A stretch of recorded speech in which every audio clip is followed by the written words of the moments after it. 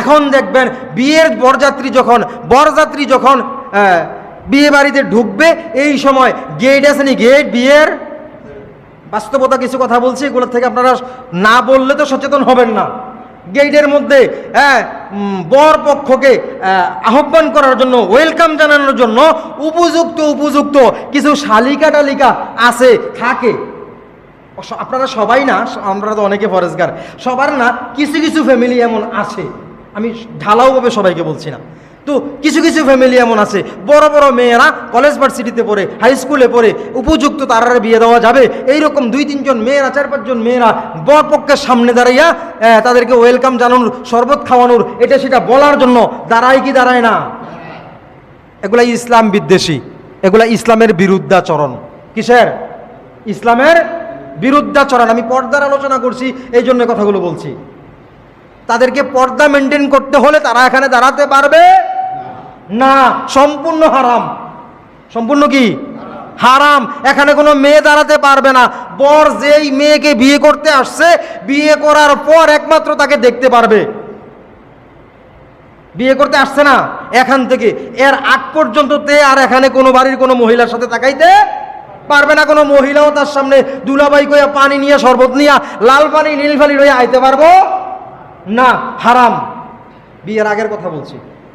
তারপর বিয়ে হয়ে গেল, বিয়ে হওয়ার পরে দেখা গেছে বিয়ে হয়েছে, যাইতে আরেক সময় আছে, অথবা এরপরে বউ নিয়ে চলে গেছে, যাওয়ার পর আরেকবার আসে বেড়াতে, আসার পরে দেখা গেছে শলিকা, তারপরে সমন্দির বউ, এটা সেটা অমুক সমক, তারা অনেক রকমের দুষ্টামি বান্দ্রামি দুলাবাইরে দইরা, মাঝে মধ্যে এরকম কিছু ভিডিও ফেসবুক সোশ্যাল মিডিয়ায় দেখা যায়।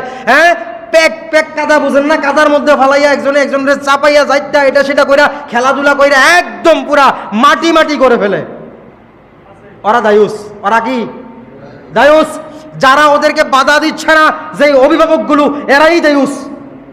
শুধু মেয়েরা নয়, যেই পুরুষের মেয়েটাই দুলাভাইয়ের সাথে রঙ্গ তামাশা করতে যাচ্ছে, যেই পুরুষের স্ত্রী সম্বন্ধীর বউ তার দুলাভাইয়ের সাথে রঙ্গ তামাশা করতে যাচ্ছে, এই পুরুষগুলো দায়ুস।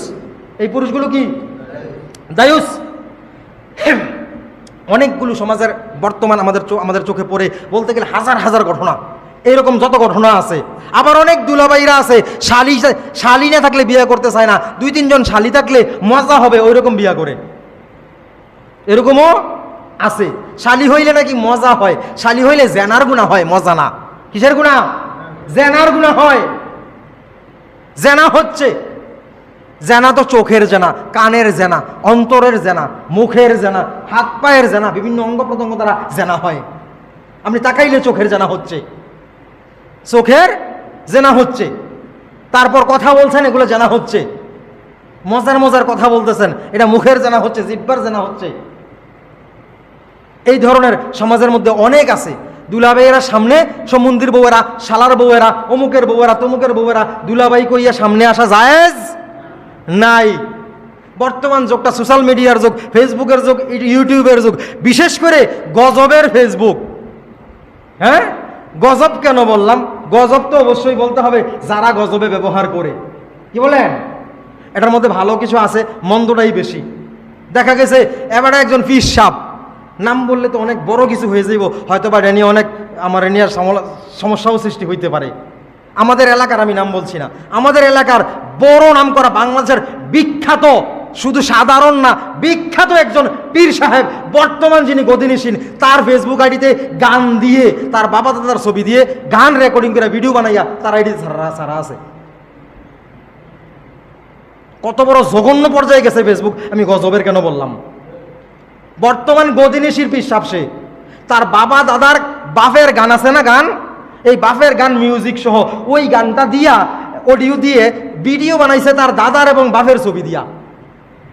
যেই বেড়ায় ফিসাব আসিল, তার দাদাই ছবি ফিসাব আসিল, তার বাপে ফিসাব আসিল, এরা দুইজনে কি এখন জান্নাতি সুগ্রাণ পাইব এই গানের কারণে? বলেন। দেশ বিখ্যাত, আপনারা বিশ্বাস করবেন না, আমাকে মারতে শুরু করবেন নাম বললে। এত বড় নাম করা ফিসাব, তার নাতি বর্তমান গদিনিসীন। যেই দরবার থেকে বাংলাদেশে হাজার বড় বক্তা, হাজার প্রিন্সিপাল, হাজার আলেম, ওই দরবারের পীরের কথা বলছি আমি। আপনি ফেসবুক কোথায় নিয়ে গেছে? গান ছেড়ে রাখছে, মিউজিক সহ গান। এরপরে অনেকে আছে পিসাবের বউ, পিসাবের বোন, পিসাবের ভাবি, বিভিন্ন বেনামে আইডি খুইলা বিভিন্ন রকমের পোস্ট করে স্ট্যাটাস দেয়, আছে না নাই? দেখেন, আমি দেখতেছি, এই জন্য বলতেছি। অনেকে আইসা গর্ব কইরা বলে আমার ছেলে হাফেজ, আমার ভাই হাফেজ, আমি হাফেজের বোন, নিজের ছবি দিয়া, গান দিয়া, এটা সেটা দিয়া ফেসবুকে স্ট্যাটাস দেয়। আমি আলেমের বোন, বক্তার বউ। এরকম আমাদের দেশে আছে। বক্তা নিজের বউরে নিয়া ছবি তুললা ফেসবুকে দেয়। আপনাদেরকে বলার কারণ কি, আমি আজকে পর্দার আলোচনা করছি। কিসের পর্দার আলোচনা করছি? কারো বিরুদ্ধাচরণ করছি না। আমি কোনো ভাইরাল ইস্যু নিয়ে কথা বলি না। মাঝে মধ্যে কিছু বিষয় আমি ভাইরাল ইস্যু বলি না, কারণ এগুলো বড় বড় আলেমদের বিষয়। তবুও কিছু ব্যাপার মনের মতো কষ্ট থাকে, এগুলো না বললেই নয়। বর্তমানে এক ভাইরাল ইস্যু চলতেছে। বর্তমানে এখানে কথাটা লিখলাম, মনে করেন বর্তমানে